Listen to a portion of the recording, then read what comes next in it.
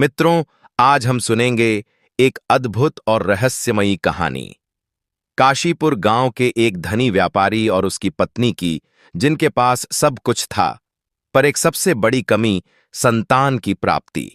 पर एक दिन उनके आंगन में आई एक रहस्यमयी घटना, एक मैना पक्षी का अंडा, जिसमें छिपा था एक जादुई रहस्य।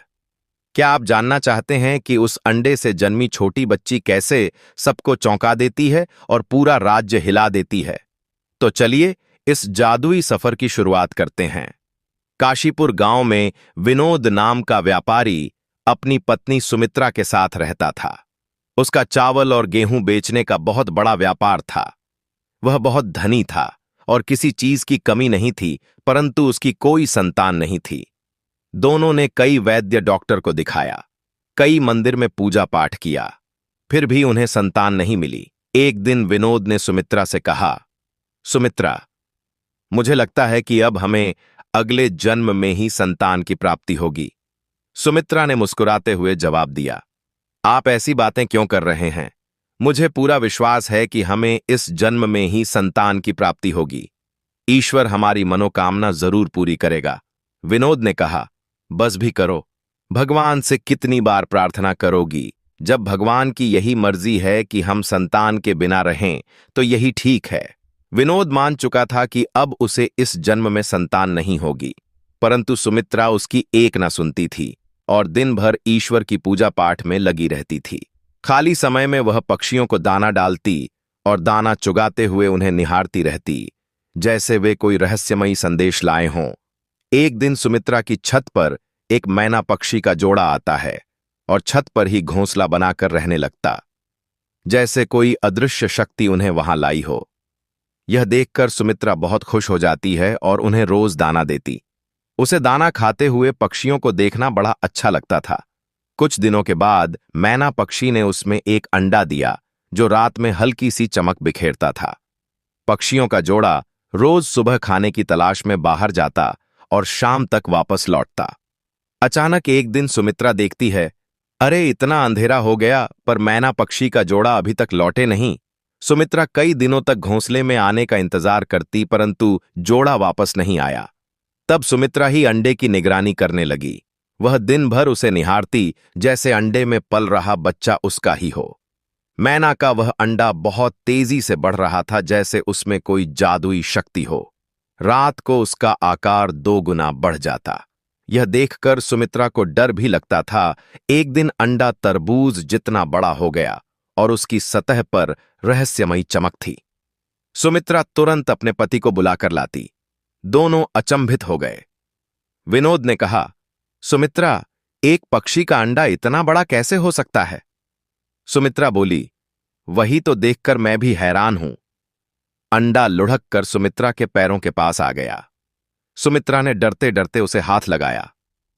अंडा फूट गया और एक प्यारी बच्ची निकल आई, जिसके चेहरे पर अलौकिक चमक थी। दोनों आश्चर्यचकित और खुश हो गए। सुमित्रा ने बच्ची को गोद में लिया तो विनोद ने कहा, आखिर यह कैसे संभव है? मैना का अंडा से लड़की सुमित्रा बोली, भगवान की महिमा से हमें बच्ची मिली है। यह मैना के अंडे से निकली है, इसलिए इसका नाम मीनाक्षी रखें। दोनों ने लड़की का नाम मीनाक्षी रखकर उसे अपनी बेटी बनाकर पाला। मीनाक्षी अब बड़ी हो चुकी थी और वह बहुत खूबसूरत थी। ऐसा लग रहा था जैसे वह कोई राजकुमारी है। मीनाक्षी बड़ी सुंदर और आकर्षक हुई।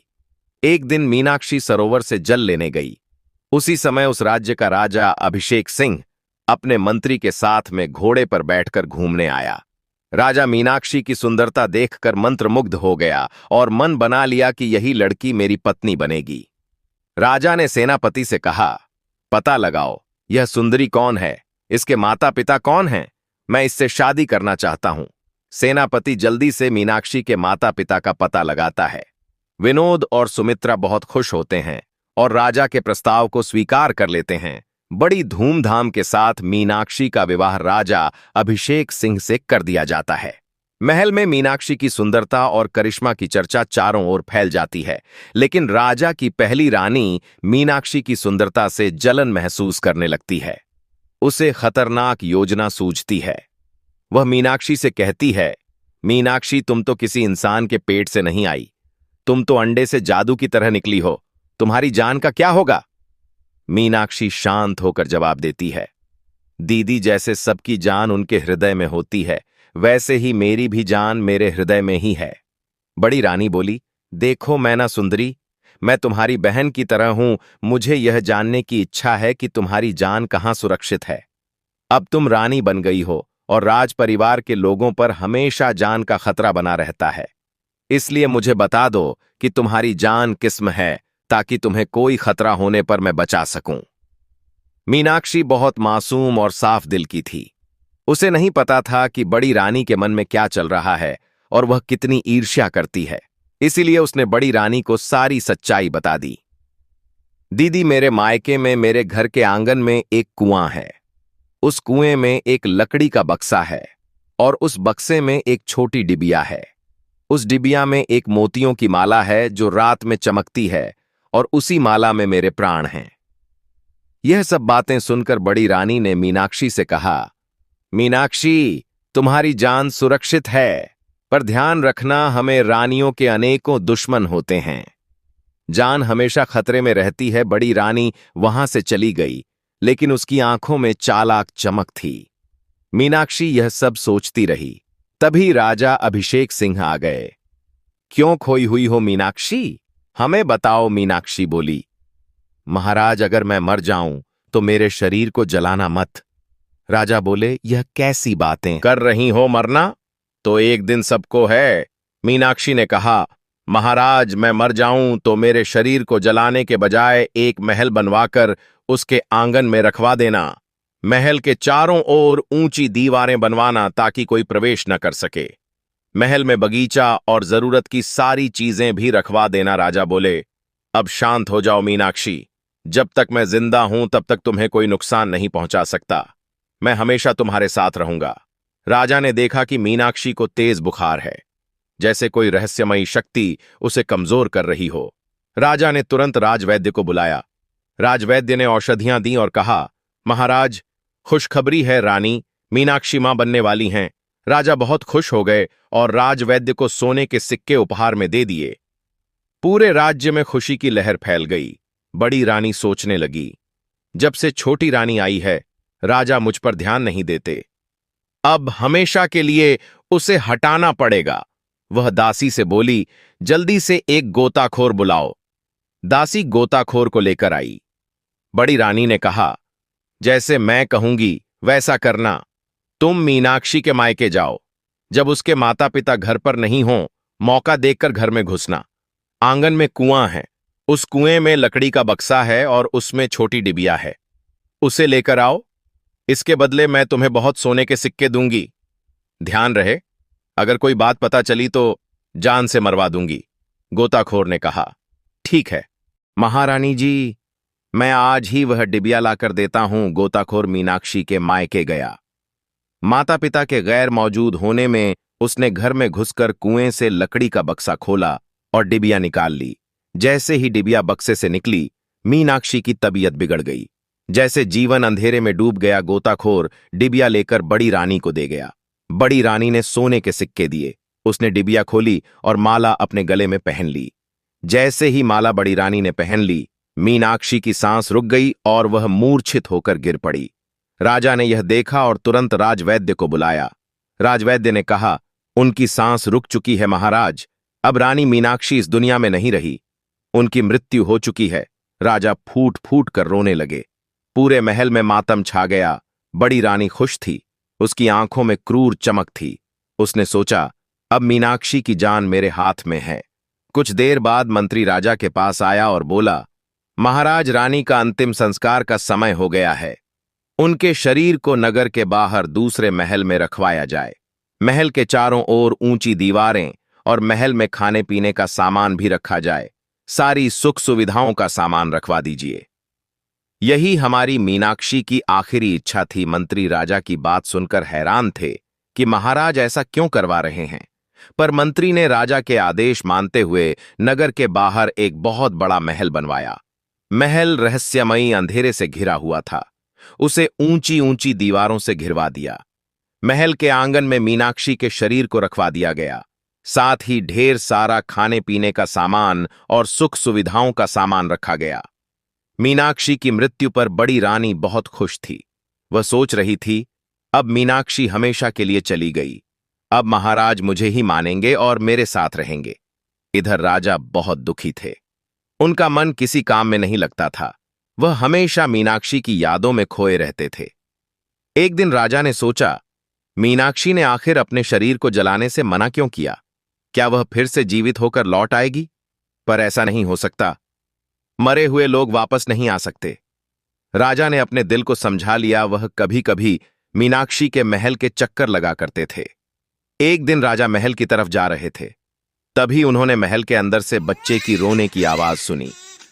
रात के सन्नाटे में यह आवाज और रहस्यमयी लग रही थी। राजा हैरान हो गए। यह बच्चे की आवाज महल से कैसे आ सकती है? कोई भी बच्चा महल में कैसे आ सकता है? उन्होंने अंदर जाकर देखा, मीनाक्षी के मृत शरीर के पास एक छोटा बच्चा रो रहा था, जैसे वह किसी अलौकिक शक्ति से प्रकट हुआ हो। राजा ने बच्चे को गोद में उठाया। बच्चा चुप हो गया। राजा को समझ नहीं आ रहा था यह बच्चा कौन है और यहां कैसे आया। थोड़ी देर खिलाने के बाद बच्चा उनकी गोद में सो गया। राजा उसे मीनाक्षी के बगल में सुलाकर चले गए। अगले दिन राजा फिर महल गए। बच्चे को महल के आंगन में खेलते देखा। गोद में लेकर थोड़ी देर खिलाया और फिर मीनाक्षी के पास सुलाकर चले आए। राजा रोज ऐसा करते रहे। धीरे धीरे बच्चा बड़ा हुआ और बातें समझने लगा। एक दिन राजा ने उससे पूछा, बेटा, तुम कौन हो और तुम्हारी मां कहां है? बच्चा मीनाक्षी की तरफ इशारा करके बोला, मेरी मां यही है। राजा हैरान थे। उन्होंने पूछा, तुम्हें रोज खाना कौन खिलाता है? बच्चा बोला, मेरी मां रोज मुझे खाना खिलाती है।